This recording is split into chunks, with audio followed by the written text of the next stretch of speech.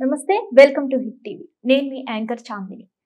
ఈరోజు మనతో పాటు ప్రముఖ ఆధ్యాత్మికవేత్త, లైఫ్ కోచ్, ఆస్ట్రాలజిస్ట్, అలాగే ఆమె పేరు ఆర్బి సుధా గారు. ఆమె మనతో పాటు ఉన్నారు. ఆమెతో చర్చించి మరిన్ని విషయాలు తెలుసుకునే ప్రయత్నం చేద్దాం. నమస్తే మేడం. నమస్కారం అమ్మా.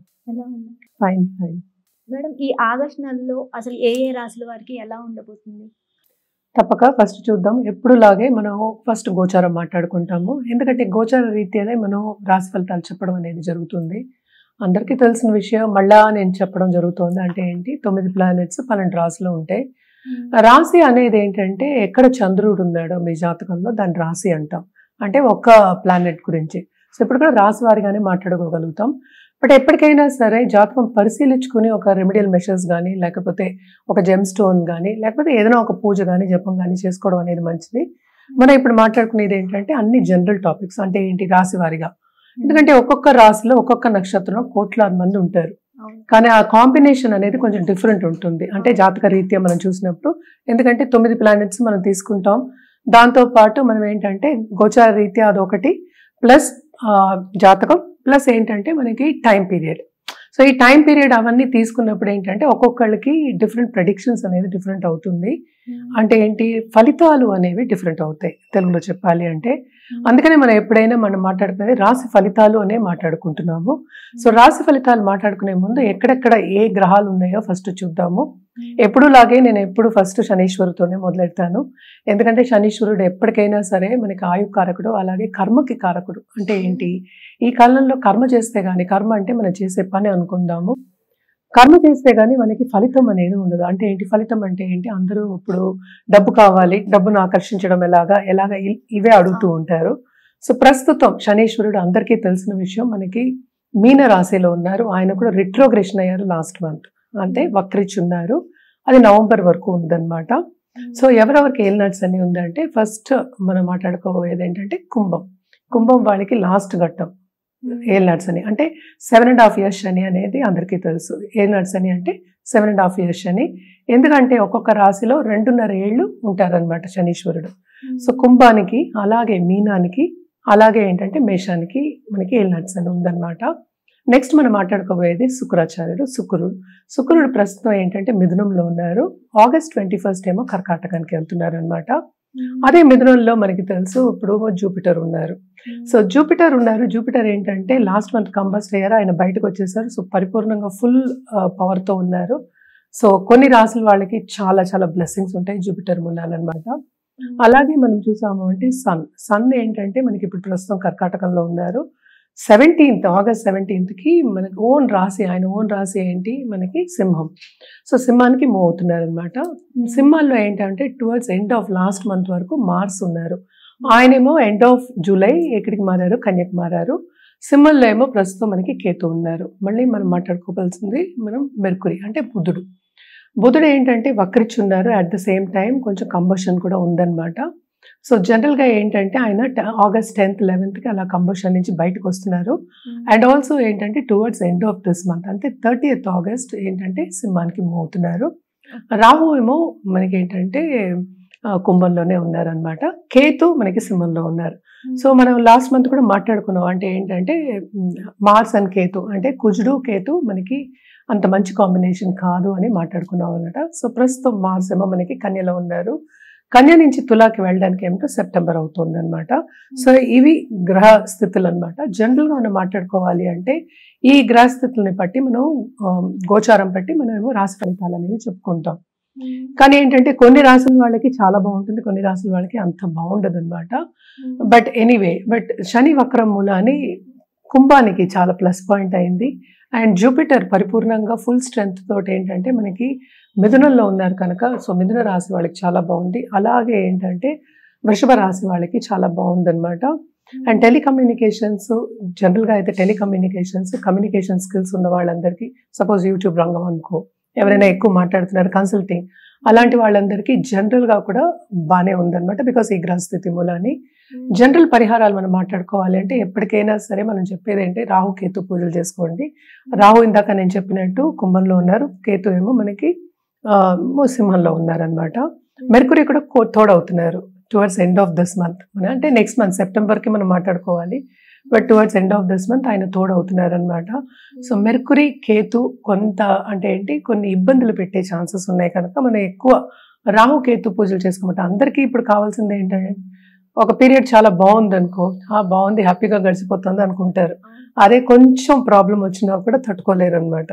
సో జనరల్గా ఈ పూజలు చెప్పినా లేకపోతే ఒక జపం చెప్పినా లేకపోతే ఒక పరిహారం చెప్పావు అనుకో, ఏదో ఒకటి ఇప్పుడు నల్ల కుక్కకి ఏదో ఫుడ్ పెట్టండి, భోజనం పెట్టండి అంటాం, లేకపోతే వృద్ధాశ్రమంకి వెళ్ళి భోజనం పెట్టండి అంటాం, ఏదో ఒకటి చెప్తూ ఉంటాం చిన్న చిన్నవి. అలాగే ఏంటంటే చీమలకి పెట్టండి, ఇలాంటివన్నీ చెప్తూ ఉంటాం. ఎందుకంటే ఆ పాజిటివ్ థాట్ని మనం ఎక్కువ చేయడానికి ఇవన్నీ చెప్తూ ఉంటాం అనమాట. ఎప్పటికైనా సరే పీరియడ్ గడవాలి, బ్యాడ్ పీరియడ్ గడవాలి అంటే కనుక పాజిటివ్ థాట్ ఉంటే ఇప్పుడు వెళ్ళి ముందుకెళ్ళాలి కదా, అక్కడే ఆగిపోం కదా. ఈ నెల తర్వాత వచ్చే నెల ఉంటుంది కదా. సో అక్కడ ఆగిపోకుండా ముందుకు సాగాలి అన్నప్పుడు ఏంటంటే పాజిటివ్గా కొంచెం ఆలోచిస్తూ ఉంటే కనుక ముందుకెళ్ళడం ఈజీ అని చెప్పడం జరుగుతుంది అనమాట. సో రాహుకేతు పూజలు కంటిన్యూగా చేసుకోవడం మంచిది. అలా కాని పక్షాన్ని నవగ్రహ స్తోత్రాలు చదువుకోవచ్చు. నేను చేయలేను, నాకు రాదు అంటే వినండి, యూట్యూబ్లో ఈజీగా అన్నీ దొరుకుతున్నాయి. అన్నీ ఇప్పుడు అందుబాటులోకి వచ్చేస్తాయి. ఇప్పుడు ఏఐ కూడా ఉంది. ఏఐని అడిగినా కూడా మనకి నవగ్రహ స్తోత్రం వచ్చేస్తుంది. అండ్ ఆల్సో ఏంటంటే పీడిఎఫ్లో కూడా ఏంటంటే అది చదువుతుంది, ఇక్కడ వాయిస్ కూడా ఇచ్చేస్తారు. సో ఈజీగా అవన్నీ చేసుకోవచ్చు. మనం చెయ్యాలి అని ఎప్పుడు అనుకుంటున్నామో తప్పక చేస్తాం. సో ఎప్పటికైనా సరే ఇవన్నీ ఎందుకు చెప్తావు అంటే పాజిటివ్గా వెళ్ళడానికి చెప్తాం. ఇప్పుడు ఆ ఇబ్బందులు అనేవి అందరికీ తప్పదు. అంటే ఏంటంటే ఎత్తు తగ్గులు అనేది లైఫ్లో అందరికీ ఉన్న ఒక విషయమే. సో ఎప్పుడు మనకి ఎత్తు ఉండాలి, ఎప్పుడు మనకి కిందే ఉండాలి, ఎప్పుడు మన పైనే ఉండాలి అని అనుకోవడానికి లేదు. సో ఎత్తు తగ్గులు అనేది కామన్. సో ఈ గ్రహస్థితిని బట్టి మనం ఇప్పుడు రాశి ఫలితాలు మాట్లాడుకుందాం. మేడం, కర్కాటక రాశి వారికి ఎలా ఉండబోతుంది అంటారు? కర్కాటక రాశి వాళ్ళకి కూడా మిశ్రమ ఫలితాలు ఘోషిస్తున్నాయని చెప్పాలి. కూడానే సెకండ్ అంటే 12వ లార్డ్ ఉన్నారు. అలాగే ఏంటంటే సెకండ్ లార్డ్ కూడా ఉన్నారు. సో సెకండ్ లార్డ్ ఏంటంటే ఇప్పుడు ఆయన ఇంటికి దిగినప్పుడు అంటే ఏంటి ఫైనాన్షియల్ లార్డ్ కింద మనం చెప్తాం. అలాగే మనం ఏంటంటే కుటుంబ రీత్యా కూడా మనం చెప్పుకుంటూ ఉంటాము. సో ఆయన ఓన్ హౌస్కి వెళ్తున్నారు. అప్పటి నుంచి వీళ్ళకి కొంచెం బెటర్ ఉంటుంది. ఒకటి కాకుండా వీళ్ళకి మైనస్ పాయింట్ ఏంటంటే శని వక్రించడం. సో అష్టమ శని ఉన్నట్టే అనిపిస్తుంది. సో ఏది చేసినా వీళ్ళకి అడ్డంగాలు ఉంటాయి. ఇంట్లో పెద్దల హెల్త్ అనేది కొంచెం సెన్సిటివ్ అవుతుంది. అంటే కుటుంబ పరంగా చాలా ఫైనాన్షియల్ ఇష్యూస్ అనేవి ఫేస్ చేస్తారు అనేది మనకి కనిపిస్తుంది అనమాట. అదొకటి కాకుండా సెకండ్ హౌస్లో కేతు ఉన్నారు. సో ఎవరైనా ట్రేడింగ్లో ఉన్నా లేకపోతే కమిషన్ బిజినెస్లో ఉన్నా చాలా మంది ఉంటూ ఉంటారు, కన్సల్టెంట్ బిజినెస్లో ఉన్న వాళ్ళందరికీ ఏంటంటే కొంతవరకు లాభాలు చూసే ఒక పరిస్థితి మనకి కనిపిస్తోంది. అదొకటి కాకుండాను కూడానే మనకి తెలుసు మెర్కురీ ఉన్నారు. అంటే 12వ లార్డ్ 3rd లార్డ్ అయ్యారు. సో తప్పక క్రియేటివిటీ పెంచుకుని అంటే ఏంటి ఒక హాబీ మీద ధ్యాస పెట్టడం కానీ లేకపోతే దాని మీద ఖర్చు పెట్టడం కానీ అంటే అది మంచికి ఖర్చు పెట్టమని మనం చెప్పడం అనమాట. సో దూబ్రా ఖర్చులు అనేవి మనకి ఎక్కువ కనిపిస్తున్నాయి. అంటే 12వ ఇంట్లో మనకి స్ట్రాంగ్గా జూపిటర్ కూడా కూర్చుని ఉన్నారు. సో తప్పక ఖర్చులు అనేవి విపరీతంగా కనిపిస్తున్నాయి. అది మోస్ట్ ఇంపార్టెంట్ ఏంటంటే ఎక్కువ హెల్త్ రీత్యా ఖర్చు పెట్టడం అనేది కనిపిస్తోంది. అండ్ ఆల్సో మనం చూసాము అంటే కుటుంబ రీత్యా అంటే ఏంటి దాంపత్య జీవితంలో అంత అనుకూల పరిస్థితి అనేది మనకి కనిపించట్లేదు. కానీ గవర్నమెంట్తో పని చేయించుకోవాలి అనుకున్న వాళ్ళందరికీ తప్పక పనులు ఈజీగా అవుతాయి. అండ్ గవర్నమెంట్ రంగంలో ఉన్న వాళ్ళకి అలాగే గవర్నమెంట్తో పాటు బిజినెస్ చేసే వాళ్ళకి అంటే కాంట్రాక్ట్ బిజినెస్ చేసే వాళ్ళకి వాళ్ళందరికీ చాలా బాగుంటుంది. అలాగే ఈ రాశిలో ఉన్న పాలిటీషియన్స్ కూడా కొంతవరకు second half of this month బాగుంటుంది అనమాట. కానీ ఏంటంటే ఇక్కడ మార్స్ కూడా మనకి నేను చెప్తూనే ఉన్నా ఆయన కూడా దిగుతున్నారు అంటే 3వ ఇంటికి వెళ్తున్నారు అనమాట. మార్స్ ఉన్నంత వరకు కొంతవరకు బాగానే ఉంటుంది. అంటే ఏంటి లాస్ట్ మంత్ ఈ మంత్ అంతా కొంతవరకు ఇబ్బందులు పడే ఒక ఛాన్స్. అంటే ఏంటి మార్స్ అంటే కుజుడు అంటే most important planet for this రాశి అనమాట. ఆయనే బెనిఫిట్ అవుతారు. సో ఆయన 3వ ఇంటికి వెళ్తే ఇబ్బంది పడతాడు. సో కొంతవరకు ఇబ్బంది పడే ఛాన్సెస్ నేను ఇందాక నుంచి అదే చెప్తున్నాను. అన్ని రంగాల్లోనూ ఇబ్బంది పడే ఛాన్సెస్ మనకి ఎక్కువ కనిపిస్తున్నాయి. అలాగే లోన్స్ తీసుకునే పరిస్థితి అనేది కనిపిస్తుంది అనమాట. కానీ టెలికమ్యూనికేషన్ రంగంలో ఉన్న వాళ్ళకి కానీ లేకపోతే ఆన్లైన్ బిజినెస్ చేసే వాళ్ళందరికీ కానీ కొంతవరకు వాళ్ళు అనుకున్నంత రీత్యా వాళ్ళకి రాబడి రాదు, కొంతవరకు రాబడి వచ్చే ఛాన్సెస్ మనకి కనిపిస్తున్నాయి. అలాగే ఏంటంటే లవ్ రిలేషన్షిప్లో ఉన్న వాళ్ళందరికీ కూడా డిసగ్రిమెంట్స్ వచ్చే ఛాన్సెస్ మనకి ఎక్కువ కనిపిస్తున్నాయి అనమాట.